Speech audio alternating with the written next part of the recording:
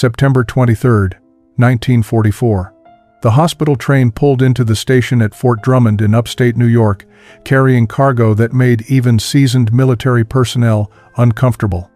Wounded German prisoners of war, captured during the Allied advance through France, were being transferred to the facility's POW medical ward for treatment of injuries too severe to handle at field hospitals overseas. Among the 67 men on that train were soldiers missing limbs, suffering from infected wounds, and carrying shrapnel embedded so deeply in their bodies that surgeons had decided it was safer to leave the metal inside than risk the extraction. First Lieutenant Catherine Bennett stood on the platform with the other Army nurses assigned to the POW ward, watching as stretchers were unloaded from the train cars. At 26 years old, she had been nursing for 4 years, the last 2 in military service, but she had never treated enemy soldiers before. The men being carried past her wore tattered Wehrmacht uniforms, their faces gray with pain and exhaustion. Some were unconscious. Others stared at the American medical staff with expressions that mixed fear, defiance, and something that looked disturbingly like hope. Catherine had volunteered for this assignment despite the reservations of her colleagues. Many nurses had refused, unable to reconcile providing care to the same nationality of soldiers who had killed their brothers, fiancés, or friends. Catherine understood their position intimately. Her own fiancé, Lieutenant Robert Morrison, had been killed at Normandy Beach just 3 months earlier. She still wore his engagement ring on a chain around her neck, hidden beneath her uniform. The pain of his loss remained so fresh that some mornings she woke up forgetting he was gone, reaching for a future that would never exist. Yet here she stood, prepared to tend wounded Germans with the same professional care she would give American soldiers. She had made this choice deliberately, almost as an act of defiance against the hatred that threatened to consume her grief. Robert had been a kind man, someone who believed in the possibility of human decency even in wartime. She honored his memory not by hating his enemies, but by refusing to let war strip her of her own humanity. The head nurse, Major Alice Patterson, called out assignments as the wounded prisoners were distributed among the wards. Lieutenant Bennett, you'll be primary care for beds 12 through 18 in Ward C. That's 7 patients, all Germans, most with significant trauma. Standard protocols apply, but remember these men are still enemy combatants under guard. Professional distance at all times. Catherine nodded, collected her medical charts, and made her way to Ward C. The room had been a standard recovery ward before being converted for POWs. Beds lined both walls, each separated by thin privacy curtains that did nothing to muffle sounds. Armed guards stood at the exits, their presence a constant reminder that these patients were prisoners first and wounded men second. Bed 14 held a young man who looked barely old enough to shave, though his chart indicated he was 23 years old. Klaus Richter, formerly of the 116th Panzer Division, captured near Cannes with severe shrapnel wounds to his left side and leg. The metal fragments had been partially removed during emergency surgery in England, but several pieces remained lodged near vital organs, too dangerous to extract. His chart noted significant blood loss, ongoing infection risk, and prognosis listed as guarded. Catherine approached his bed with the practiced calm she had cultivated over years of nursing. Klaus's eyes opened as she drew near, and she saw raw fear flash across his face before he managed to suppress it behind a mask of stoic resignation. He had probably expected rough handling, perhaps deliberate cruelty from American medical staff. Instead, Catherine checked his chart, then met his gaze with professional neutrality. "Guten Morgen," she said in carefully rehearsed German. Major Patterson had insisted all nurses learn basic German phrases for communicating with their patients. "I am Lieutenant Bennett. I will be your nurse. I need to check your wounds and vital signs." Klaus stared at her with obvious surprise that an American officer would bother speaking his language, however haltingly. He nodded slowly, then winced as the movement pulled at his injured side. Catherine immediately noticed the pain response and adjusted her approach, moving more slowly, telegraphing each action before she performed it. She pulled the privacy curtain around his bed and carefully folded back the thin blanket covering him. The bandages wrapping his torso and left leg needed changing. Dark stains indicated some seepage, which concerned her but wasn't unexpected given the nature of his injuries. As she worked, cutting away the old dressings with surgical scissors, Klaus remained rigid. His jaw clenched against pain he was clearly determined not to express. The wounds beneath the bandages were worse than Catherine had hoped. Angry red inflammation surrounded the suture lines, and the tissue showed signs of developing infection despite the antibiotics he had been receiving. She would need to clean and redress everything, a process that would be agonizing for him. She looked at his face and saw him watching her with an intensity that made her uncomfortable. He was trying to read her expression, to determine from her reaction how bad things actually were. "You have infection starting," Catherine said in English, then searched for German words. "Infection." She gestured to the wounds. "I must clean. It will hurt. I am sorry." Klaus closed his eyes and gave a single sharp nod. His hands gripped the bed rails, knuckles white with anticipation of pain. Catherine appreciated that he didn't pretend not to understand, didn't try to act tougher than he felt. There was honesty in his fear that felt more courageous than false bravado would have been. She worked as gently as efficiency allowed, cleaning the wounds with antiseptic solution that she knew burned like fire on exposed tissue. Klaus made no sound during the wound cleaning, but Catherine watched sweat bead on his forehead and his breathing become shallow and rapid. When she finally finished and began applying fresh bandages, she noticed his hands were shaking from the effort of remaining still. Without thinking, she placed her hand briefly over his, a gesture of comfort that transcended the boundaries between nurse and patient, American and German, victor and vanquished. "Thank you," Klaus whispered in heavily accented English. "You are kind." Catherine withdrew her hand quickly, suddenly aware that she had crossed a line of professional distance. "I am doing my job," she said, more sharply than she intended. But even as the words left her mouth, she knew they weren't entirely true. She had been kind in ways that went beyond clinical necessity, had taken extra care to minimize his pain, had offered comfort that wasn't required by any medical protocol. Over the following weeks, a pattern established itself. Catherine made rounds twice daily, checking Klaus's wounds, monitoring his recovery, adjusting his medications. The infection she had worried about was brought under control through aggressive treatment, and slowly, painfully, his body began to heal. But during those weeks, something else began to happen that Catherine hadn't anticipated and couldn't fully control. Klaus learned that she had lost her fiancé at Normandy. The information came out during one of her evening rounds when another nurse mentioned it within his hearing. Catherine saw his face change, saw something that looked like genuine anguish cross his features.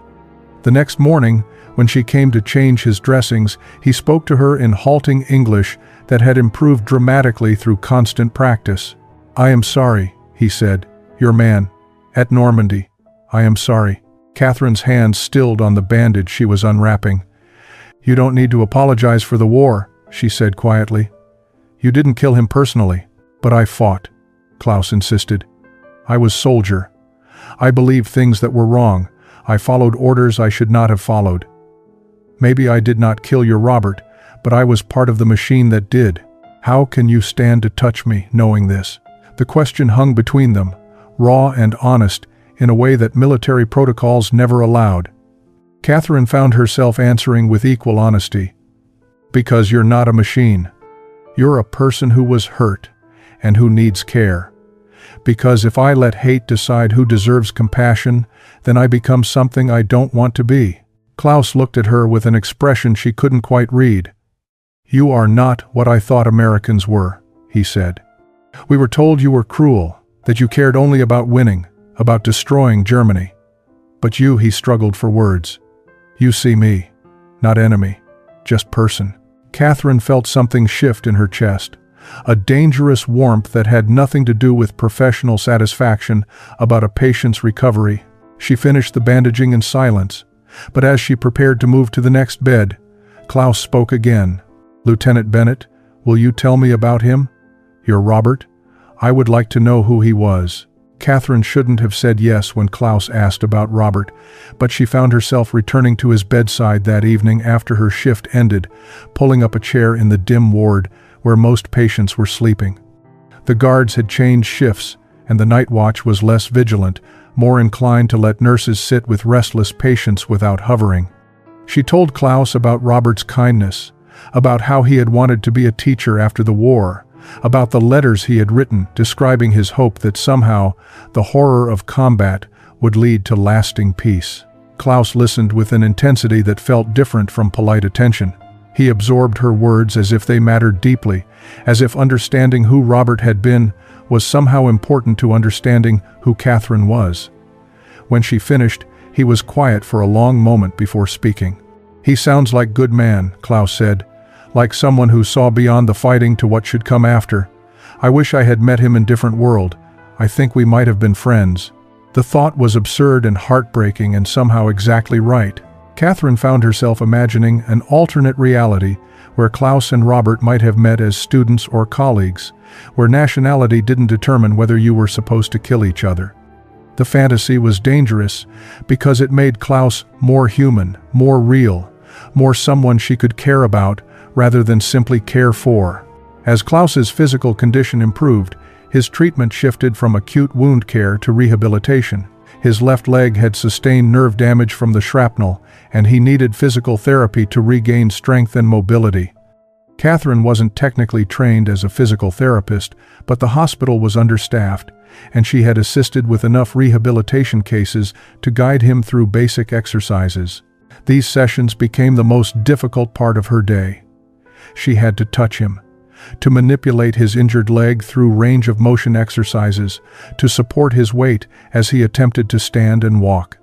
What should have been purely clinical contact became something else entirely. She felt the warmth of his skin through the thin hospital clothing, felt his muscles tense and relax under her hands, felt his breath change when she helped him balance. Klaus was equally affected. She could see it in the way his eyes followed her movements, in the careful way he avoided looking directly at her when she stood close, in the slight tremor in his voice when he thanked her after each session.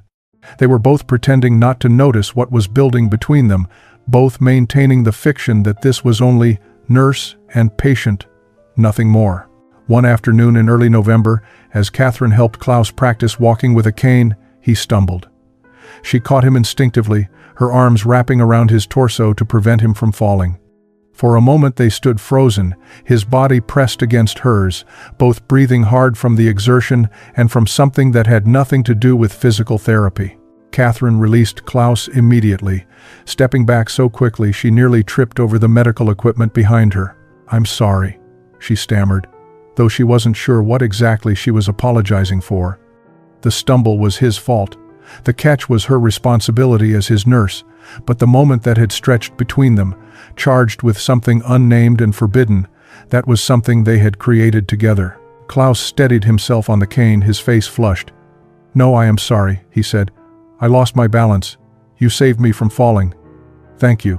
They finished the therapy session in strained silence, both hyper-aware of maintaining careful distance, of not allowing their hands to touch unnecessarily. When Catherine finally left the ward, she walked directly to the nurses' quarters and sat on her bed, her hands shaking as she tried to process what was happening to her. She was falling in love with a German prisoner of war. The realization hit her with the force of physical illness. She felt nauseated, dizzy, as if the ground beneath her had become unstable. This was impossible. This was wrong on every conceivable level. Klaus was her patient, which made any romantic feelings a violation of medical ethics. He was an enemy combatant, which made such feelings a betrayal of her country. He was German, part of the nation that had killed Robert, which made her feelings a betrayal of the man she had promised to marry. But knowing something was wrong didn't make it less real. Catherine couldn't stop thinking about Klaus's gentle intelligence, about the way he looked at her as if she was the most remarkable person he had ever encountered, about the vulnerability he showed her that she suspected he had never shown anyone else. She thought about his careful English improving daily, about how he asked thoughtful questions about American culture and history, about the guilt he carried for his participation in the war, even though he had been conscripted at 18 with no real choice in the matter. Her roommate, Lieutenant Patricia Walsh, noticed Catherine's distraction. "You all right, Cat?" she asked one evening. "You've been somewhere else all week." Catherine considered confiding in her, then thought better of it. Patricia was a good friend, but this secret was too dangerous to share. "I'm fine," Catherine lied, "just tired. These long shifts are catching up with me." But Patricia wasn't fooled. "It's the German in bed 14, isn't it?" she said quietly. "I've seen how you look at him, how he looks at you." Catherine's heart stopped. If Patricia had noticed, who else had seen? The guards, other nurses, Major Patterson. Her career could be destroyed. She could face court-martial for fraternization with an enemy prisoner. At minimum, she would be removed from the POW ward, possibly discharged from military service entirely. "Patty," Catherine began, her voice desperate. Patricia held up a hand. "I'm not going to report you. But Cat, you need to be careful. Whatever you're feeling, whatever is happening between you two, it can't continue. You know that, right? There's no version of this that ends well." Patricia's warning echoed in Catherine's mind for days. She tried to maintain greater distance from Klaus, to treat him with the same clinical efficiency she showed her other patients. But her efforts felt hollow, like trying to unlearn something her heart had already memorized. Klaus noticed the change and responded by withdrawing himself, speaking only when necessary, avoiding eye contact during physical therapy sessions. The silence between them felt worse than any confrontation could have been. Then came the night of November 18th. Catherine was working the overnight shift, a rotation that normally meant quiet hours of checking sleeping patients and updating charts. Around 2 in the morning, she heard sounds of distress from Klaus's bed. She found him drenched in sweat, gasping, his hands clutching at his injured leg. The pain, he managed in German, his English abandoning him in his distress. "It burns. Like the shrapnel is still there, cutting me from inside." Catherine recognized phantom pain, a phenomenon where nerve damage created sensations of injury even after wounds had healed. She had seen it in other patients, knew it was real despite having no visible cause. Knew also that there was little medical intervention that helped beyond time and comfort. The regulation response would have been to administer pain medication and leave him to endure it. Instead, Catherine pulled a chair close to his bed and sat down. "I'm here," she said quietly in German. "You're not alone." Klaus reached for her hand without thinking, gripping it with desperate strength as another wave of phantom pain crashed through him. Catherine should have pulled away, should have maintained professional boundaries. Instead, she held his hand and stayed. For hours, they sat like that in the darkened ward. Catherine spoke softly about inconsequential things, her voice serving as an anchor, while Klaus rode out waves of pain that existed only in his damaged nerves but felt entirely real. She talked about her childhood in Connecticut, about her decision to become a nurse, about her love of autumn leaves and hot coffee and old books. Klaus listened when he could, occasionally responding with fragments of his own memories, painting pictures of Bavaria and family dinners, and the life he had lived before war redefined everything. As dawn approached and the phantom pain finally eased, Klaus still held her hand. "Catherine," he whispered, using her first name for the first time. "What are we doing?" She knew what he was really asking. What were they doing, allowing feelings to develop that could never be acknowledged? What were they doing, finding connection in the midst of circumstances designed to keep them apart? What were they doing, falling in love, when everything about their situation made love impossible? "I don't know," Catherine answered honestly, "but I can't seem to stop." Klaus pulled her hand to his chest, pressing it over his heart. "Neither can I." After that night, everything changed, and nothing changed. To outside observers, Lieutenant Bennett continued her professional duties with the same efficiency she always had. She made her rounds, changed dressings, administered medications, charted progress. Klaus Richter remained a model patient, cooperative, and respectful, following instructions and working diligently through his rehabilitation exercises. The guards saw nothing unusual. Major Patterson noted nothing suspicious in her inspections. But beneath the surface of professional propriety, Catherine and Klaus had begun conducting a relationship that existed entirely in stolen moments and coded language. It happened during late-night shifts when the ward was quiet and supervision minimal. It happened during physical therapy sessions where necessary touch became something more, where a hand lingered on his shoulder a fraction longer than required, where their eyes met and held conversations they could never speak aloud. They developed a private vocabulary of gestures invisible to anyone not looking for them.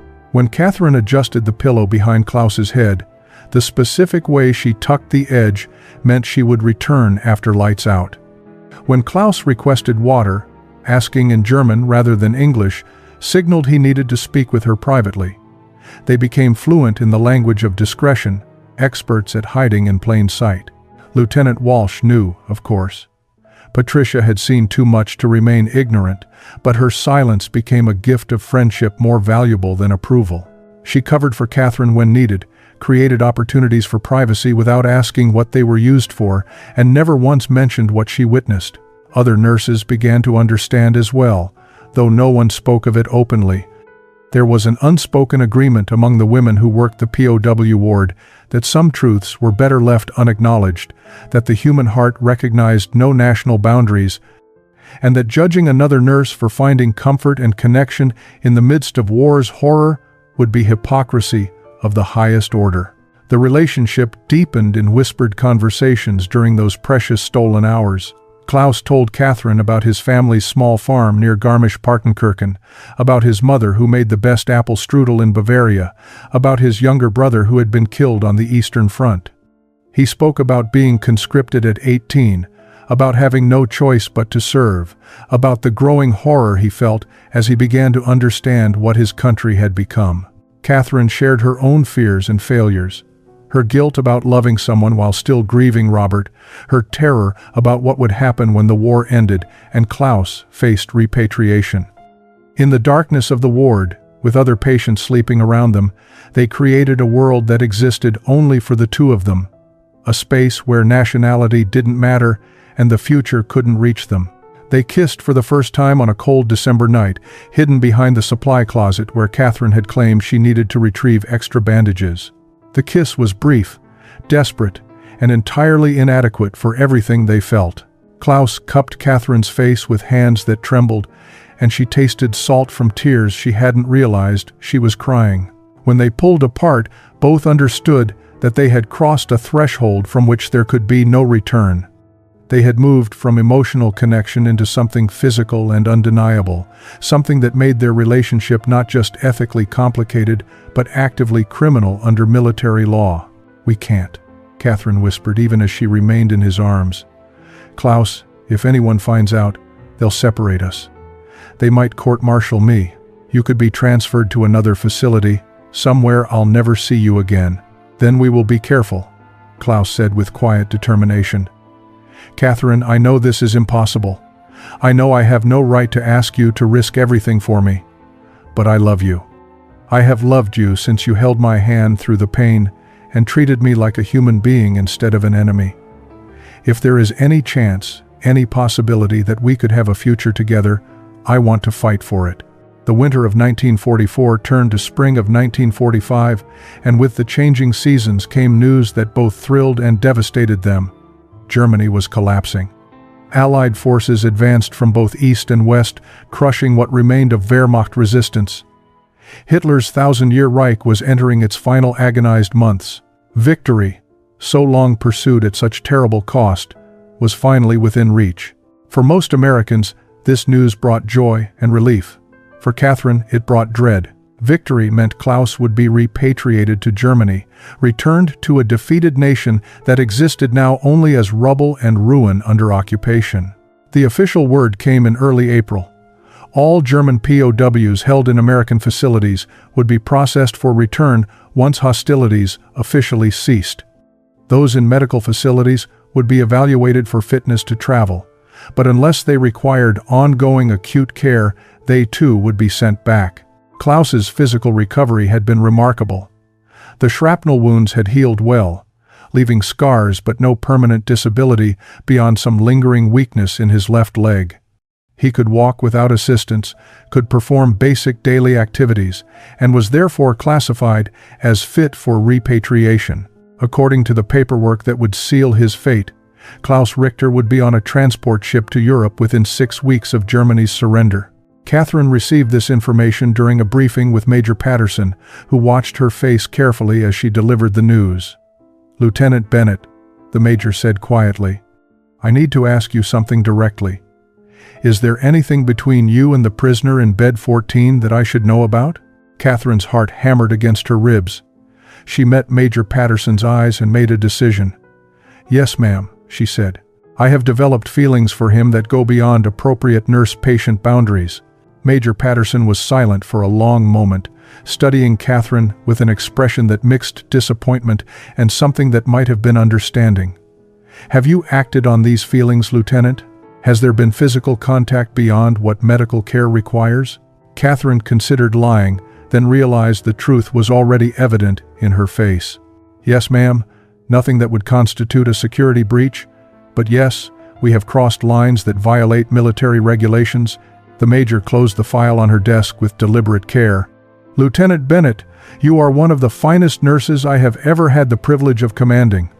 Your medical skills are exceptional, your dedication to your patients is unwavering, and your service record is exemplary, which makes this situation particularly painful for both of us." Catherine waited, knowing what was coming, accepting it as the price for loving someone she wasn't supposed to love. "I could court-martial you," Major Patterson continued. "The evidence is circumstantial but sufficient. Fraternization with an enemy prisoner is a serious offense. However," she paused, choosing her words carefully, "I also understand that the heart does not always follow orders, that spending months caring for someone's most vulnerable moments can create connections that transcend the circumstances of war. So I'm going to give you a choice, Lieutenant. You can request immediate transfer to another facility, ending all contact with prisoner Richter and continuing your military career. Or you can resign your commission, effective immediately, and face whatever consequences that choice brings for your future." Catherine didn't need time to consider. "I'll resign, ma'am." The process of resignation took 3 weeks. Catherine submitted her paperwork, endured exit interviews where she was repeatedly asked to reconsider her decision, and finally received her discharge papers with the notation that she had resigned for personal reasons. She was no longer First Lieutenant Catherine Bennett, Army Nurse Corps. She was simply Catherine Bennett, unemployed civilian with limited savings and no clear plan beyond a desperate determination to prevent Klaus from being sent back to Germany. She contacted immigration attorneys in New York City, spending money she didn't have on consultations about sponsoring a former enemy combatant for immigration status. The lawyers were pessimistic but not entirely dismissive. There were precedent cases, rare exceptions where German POWs had been allowed to remain in America, particularly those with American sponsors willing to provide employment and housing guarantees. It would require extensive documentation, character references, and proof that Klaus posed no security threat. It would also require confronting social stigma that could follow them for the rest of their lives. Catherine wrote to her parents in Connecticut, explaining her decision to sponsor a German POW for immigration, carefully avoiding any mention of romantic involvement. Her mother's reply was brief and cold. "If you do this, you are no longer welcome in this house. We did not raise you to betray your country and dishonor Robert's memory." 25 years later, in the spring of 1970, Catherine and Klaus Richter stood together before an auditorium full of medical students at Columbia University in New York. They had been invited to speak about the ethics of patient care and the complex humanity that exists even in wartime contexts. At 51 years old, Catherine still carried herself with the dignity of her nursing years, though silver now streaked through her dark hair. Klaus, at 48, walked with only the slightest limp, a reminder of shrapnel wounds that had brought them together a quarter-century earlier. Their 3 children sat in the front row. Robert, named for the fiancée Catherine had lost, was 23 and completing his own medical degree. Anna was 20 and studying international relations. Young Klaus, 18, had just been accepted to Columbia himself, They represented the impossible made real, living proof that love could transcend the deepest divisions history could create. Catherine spoke first, her voice steady as she described those months in 1944 and 45, when professional boundaries blurred into something deeper. She was honest about the ethical violations, about the ways their relationship had compromised her objectivity as a nurse. But she also spoke about the fundamental humanity that medical care requires, about seeing patients as complete people rather than conditions to be treated. Klaus spoke in English that retained only the faintest accent, telling the students about experiencing compassion from someone who had every reason to hate him. "She was my nurse first," he said, looking at Catherine with the same intensity he had shown in that hospital ward decades earlier. "She saved my leg, probably my life. But more than that, she saved my soul. She showed me that the enemy propaganda I had been taught was a lie, that Americans were not monsters, that healing was always possible if someone was willing to extend grace. The path they had chosen had not been easy. The immigration process had taken 18 months, during which Klaus remained in limbo at the POW facility while Catherine worked multiple jobs to support herself and pay legal fees. When he was finally granted permission to remain in America, they married immediately, facing social ostracism that took years to diminish. Catherine's parents never reconciled with her choice, dying without ever meeting their grandchildren. Klaus faced suspicion and occasional hostility from Americans who couldn't forgive his nationality regardless of his individual story. But they had built a good life together. Klaus had worked in construction, then started his own carpentry business. Catherine had returned to nursing once their children were older, working in a veterans hospital where her unique perspective helped her connect with patients struggling to reconcile their wartime experiences with peacetime existence. They had created a family that embodied reconciliation, raised children who understood that love required courage and that the greatest healing came from refusing to let hate have the final word. As Catherine concluded their presentation, she reached for Klaus's hand, a gesture so natural after 25 years of marriage that she didn't even think about it. "We tell you our story not because it's exceptional," she said to the students, "but because it represents a truth that medicine must never forget. Healing requires seeing the humanity in every person who needs care, regardless of who they are or what circumstances brought them to you. The moment we stop seeing patients as human beings worthy of compassion, we stop being healers